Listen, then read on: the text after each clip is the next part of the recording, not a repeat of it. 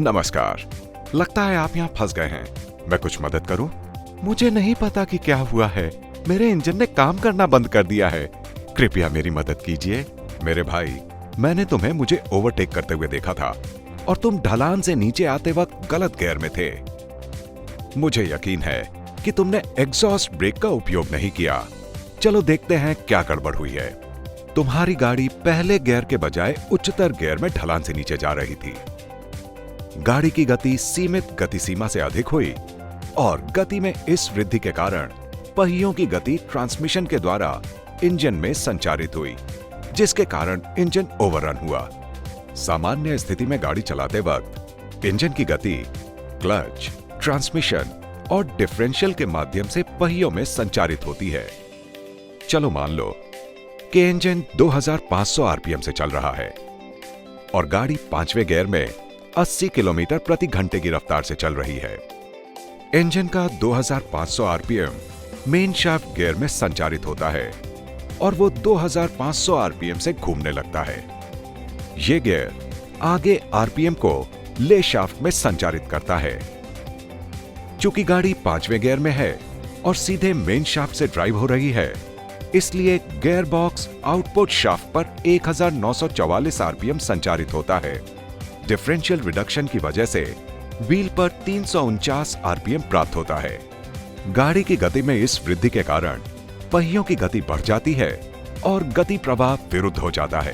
अब पहियों का 390 आरपीएम आगे आउटपुट शाफ्ट में 2172 आरपीएम में संचारित होता है और फिर इंजन पर 6072 आरपीएम, जो कि डिजाइन की हुई सीमित अधिकतम इंजन गति से ज्यादा है और इंजन ओवररन होता है।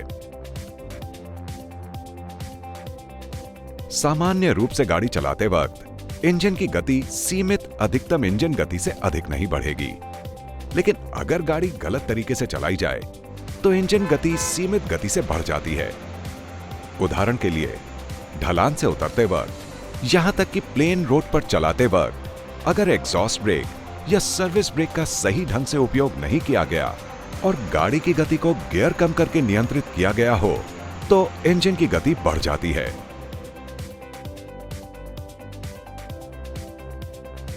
इंजन ओवररनिंग के दौरान वॉल्व मैकेनिज्म की जड़ता बढ़ जाती है, जिसके कारण टैपेट कैम कॉन्टूर को फॉलो करने में असफल होता है, जिसके परिणाम स्वरूप टैपेट जंपिंग होती है और उसके बाद वॉल्व स्प्रिंग सर्ज की शुरुआत होती है।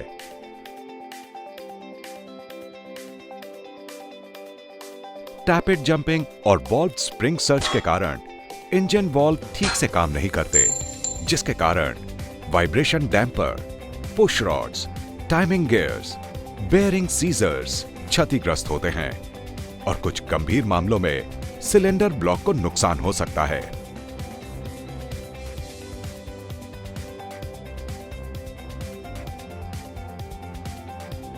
क्या करें और क्या नहीं?